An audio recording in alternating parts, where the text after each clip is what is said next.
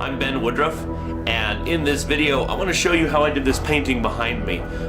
This is an acrylic painting I did, inspired by the Mayan culture. The inspiration for this painting comes from largely Chichen Itza. Chichen Itza is a site in southern Mexico. It's a complex of ancient ruins, and the Mayans in this area got their water from sinkholes called cenotes.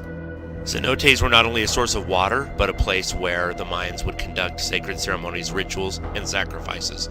So I started off my painting with the sky and the rims of the sinkhole itself, and then I painted in some of the jungle plants and the light hitting the rocks. I painted the sunlight beams coming in from outside directly over the plants, but now I had a blank spot and I knew exactly what I wanted to fill it with. A few months earlier, I went to New Mexico and visited the ruins of Chaco Canyon.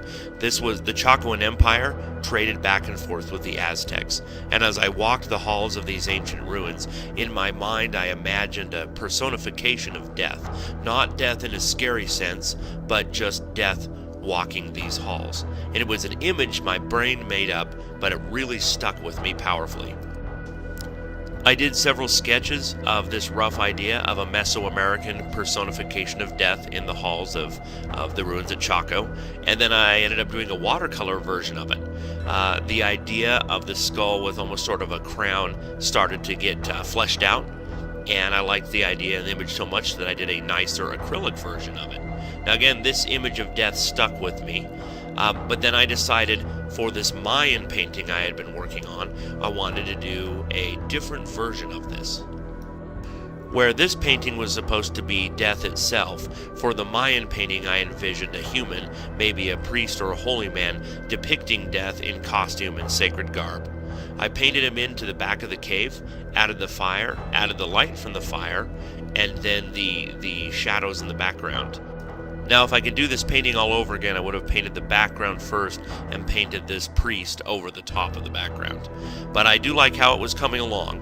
A lot of what I attribute the success of the immersion of this painting is these highlights of orange and yellow of the fire reflected on distant rocks. In this video, you can't see it as well because I have a lot of morning sunlight coming through my window, but this really is what puts this piece together for me. This is one of my favorite paintings that I produced in 2017, and I've had a lot of friends who have asked me to put up videos showing the progression of some of my artwork. If you enjoyed this video and would like to see more of my art and more of my videos, please subscribe to my YouTube channel.